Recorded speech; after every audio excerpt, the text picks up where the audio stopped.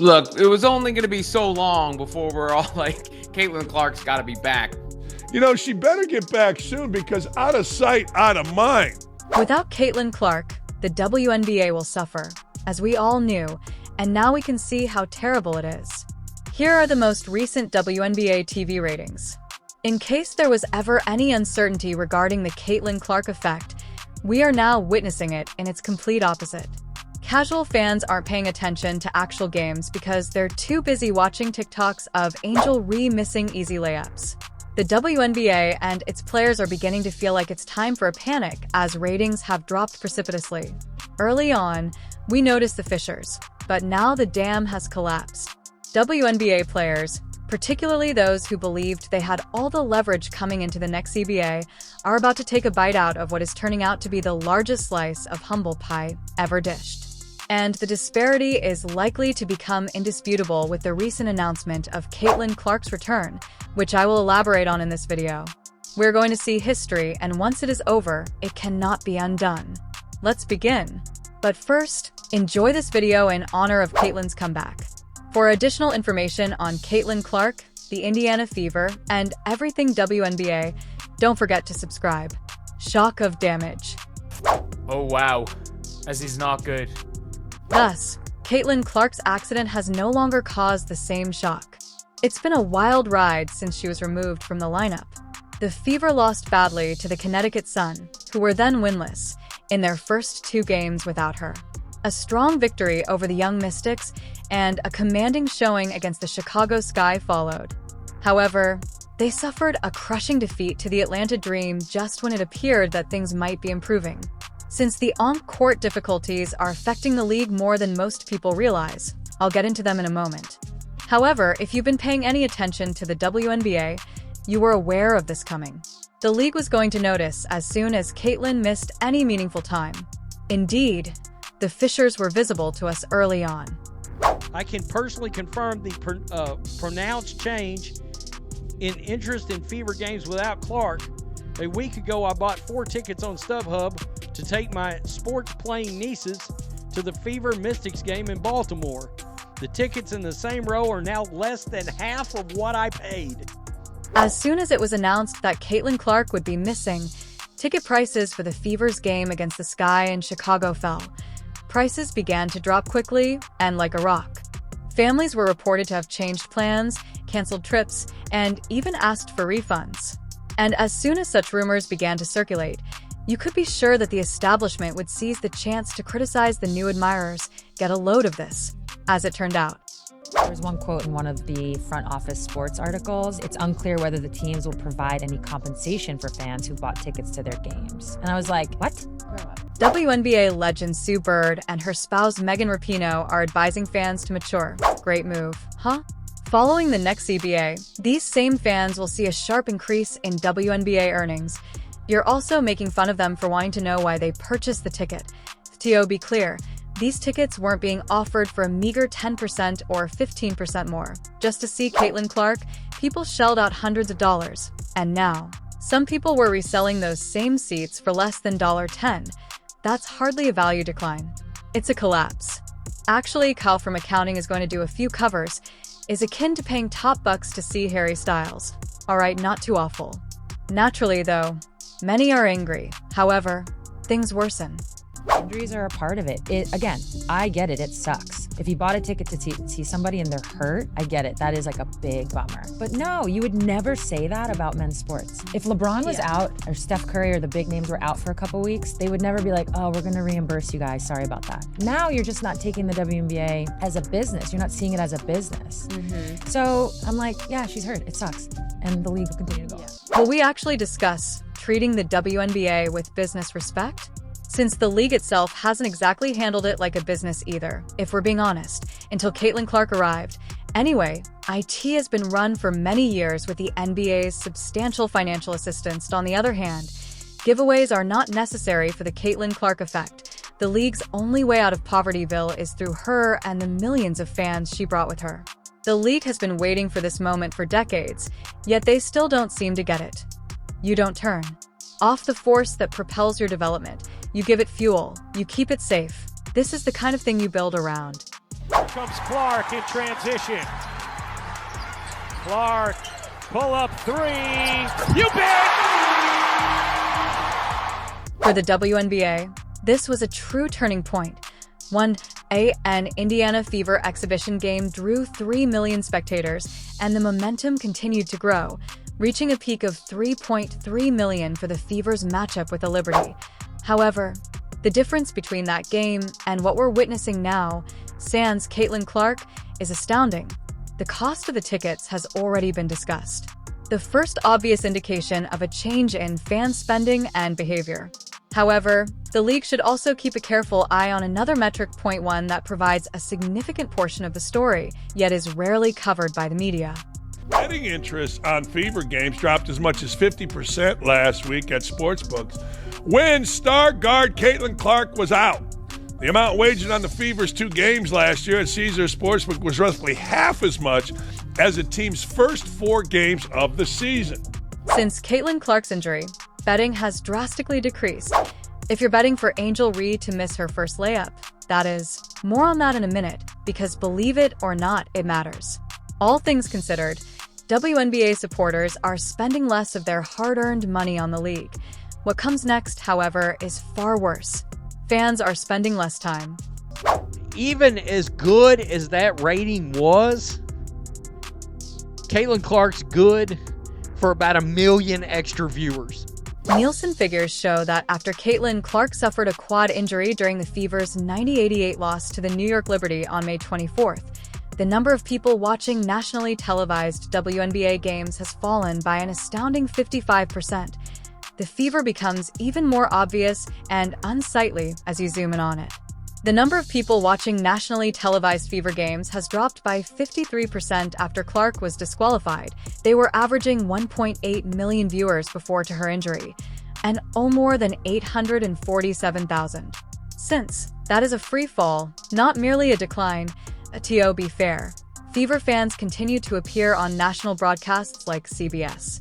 And a lot of people thought, well, nobody's going to support the Fever now that Caitlin Clark's not there, blah, blah, blah, blah, blah. These new fans aren't helping because they're not tuning in for games if Caitlin Clark's not involved. Horseshit. That officially dispels that myth. Even so, the Fever Sky game attracted a staggering 1.92 million viewers, which seems solid on paper. But remember this. The last meeting with Caitlin Clark garnered 2.7 million spectators. Consider it. Everything you could possibly want from a TV draw was present in this clash. Tension, hostility, and drama that lingered from their first season. Angel Reese was furious over a foul in the game, probably because it made her hit an easy shot, and we all know how that typically works. After that, there was constant debate, hate speech investigations, and headlines for 10 days in a row. With Caitlin on the lineup, you have to think that this one may have broken records. For a number of reasons, the WNBA must be in a panic as the ratings bump Caitlin generated is fading. I just named their other rising star, but it's not shining. Angel Reese is actually an embarrassment for women's basketball. She is so unskilled. There are so many laughable videos. She's become a meme and a punchline. And people keep trying to run her out there like she's the best and the brightest. At some point, enough is going to be enough, and you think these girls would wise up and be like, this woman's actually a problem for us. She diminishes the game. Caitlin Clark elevates the game. In addition to not benefiting from Angel Ree's influence, the league is actually regressing. They keep promoting her as a celebrity, and the media never stops doing the same, puffing her up whenever they can point. One of the more telling examples came from CBS Sports, who posted highlights from her game versus the Fever. But here's the thing, they only had 2 scoring plays to select from, and they posted both of them. Point one of those was an uncontested layup, and somehow they labeled it, making it look simple. And Angel Ree, then there's this. Yesterday afternoon, BET announced that they were honoring Angel Reese with their Sportswoman of the Year award. The announcement itself was enough to cause confusion, but the confusion was magnified when people realized it was the 3rd consecutive year that Angel Reese was given this award. Angel Ree was most recently crowned the Sports of the Year by BET Furthermore, she defeated two-time WNBA champion and three-time MVP Asia Wilson. Online users were perplexed. They believed they were sun-tailed. I don't mean to disparage Angel, but the constant gaslighting and the unrelenting attempts to make her a superstar in spite of her obvious defects in her foundation are doing more harm than good. IT gets viral each time she misses a regular layup. Fans criticize media outlets if they overhype a simple play. Additionally, even though it can create buzz on social media, neither ticket sales nor viewership are being impacted, not even close to Caitlin Clark's level for sure. Angel, who would likely benefit from less attention and more time to concentrate on improving her game, and the league would both lose out if anything. Here's the thing: performance on the court counts. Casuals become disinterested when players fail to live up to high expectations. And with the Fever, we might already be observing comparable warning indicators. Wow, the Indiana Fever are just not fun to watch without Caitlin Clark. This season, the Indiana Fever's play has been inconsistent. Many lows, a few highs. The one thing that fans are worried about, though, is that they aren't playing the kind of basketball that made people fall in love with this squad. The most significant grievance? They're playing slowly. The offense, movement, pace, and transition have all clearly regressed. And it's an issue for a squad that relies heavily on Caitlin Clark's playmaking and tempo. They have played with no speed whatsoever. This is a team that Stephanie White took the Indiana Pacers and tried to turn them into the 04 Detroit Pistons.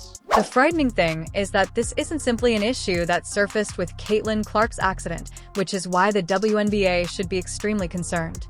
Even while she was on the court, the Fever continued to play in the same languid, unchanging manner. The team system, head coach Stephanie White, and whether this roster is truly designed to suit the fast-paced, dynamic game that Caitlin thrives in are now the subjects of serious questions from both fans and pundits. Because it's an issue if this is the path they're taking, with or without her. For the league as a whole, not just for Indiana. Risk in the strategy that the front office took in Indiana was to bring in a lot of vets, to put all this talent around Caitlin Clark. But really, what was so fun about watching the Indiana Fever last year was their run and gun, fast pace, just drive the ball to the basket, and they are not doing that now. There is obviously much that needs to be fixed in Indiana. Caitlin Clark can't return soon enough, despite the fact that she won't be able to cure anything. She provides the excitement, the tempo, the pleasure, and, from what we've witnessed thus far, the victory. And that's what the league needs. If the WNBA hopes to maintain this momentum, it needs a team that is entertaining to watch and winning games. Additionally, Caitlin's absence is a complete catastrophe because this is their CBA year. All the owners have to do is say, what if she gets injured again?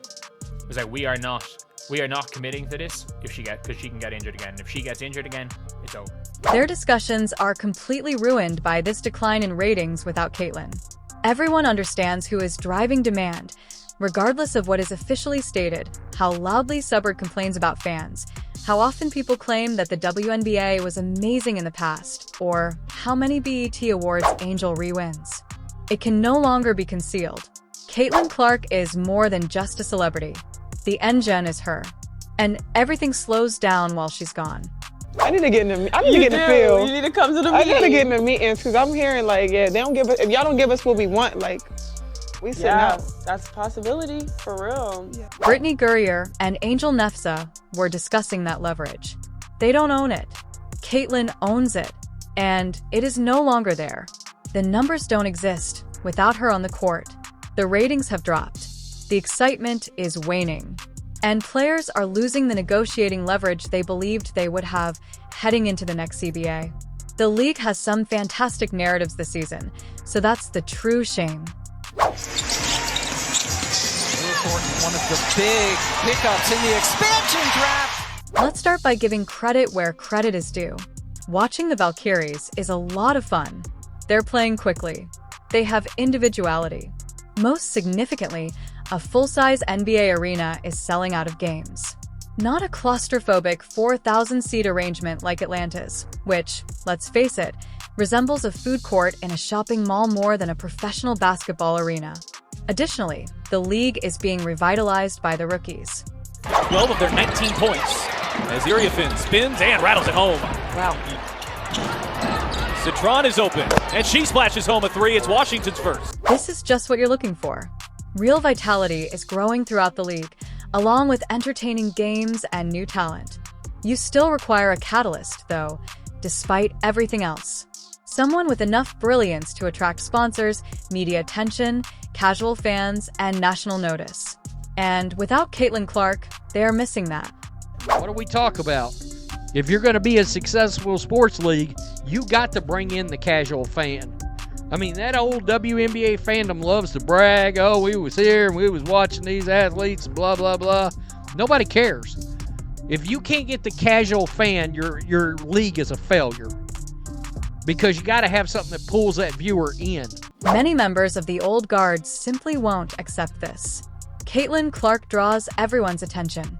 If the rest of the product is good, fans will stay around because she brings the attention, the headlines, and the curiosity. Their involvement in the league increases. This is how it operates. Yes, it takes time, but it's a process. Let's conclude with some positive news. She's back! Officially, Caitlin is allowed to play. Furthermore, everything is positioned for the ideal contrast, so the time couldn't be better. The New York Liberty, the team she last faced in a game that attracted 3.3 million people, will be her opponent when she returns. And after that, as everyone could see, the ratings fell precipitously. Even with a crippled Caitlin, the Fever came very close to defeating the league's best team the last time. The Fever have suffered ever then, even losing to the poorest teams in the league. However, now that Caitlin Clark is fully recovered, they have an opportunity to demonstrate to the WNBA and the rest of the world what this team is capable of. And it's not simply a return either. We will see more than just a healthier Caitlin. The Fever team will be more unified, self-assured, and entertaining to watch. You know, we changed a little bit of what we did on offense when I was out, just certain actions that we had to be more intentional in, just because, you know, we didn't play out pick and roll as much, because that's what I like to do. And, you know, some of my teammates, that's not their best strength. They have other strengths, so playing to those strengths more. While it's true that the team had to adjust to players who didn't have Caitlin Clark's strengths, the offense stagnated without her driving the tempo. Now that she's back, though, we can hopefully resume the fast-paced, electrifying style of basketball that fans adored. After the announcement, Santel quipped that viewing increased by 95% overnight, and to be honest, it most likely did. At its height, I wouldn't be shocked if Caitlin's comeback attracted nearly 4 million viewers. We are preparing for a historic moment in WNBA history, the ultimate statement game. Sometimes the truth becomes indisputable, forcing even the enemies to concede. Caitlin is responsible for the league's hopes and the Fever's success, and she deserves to be treated that way. To let me know you're here, leave a basketball in the comment section. Thank you for viewing.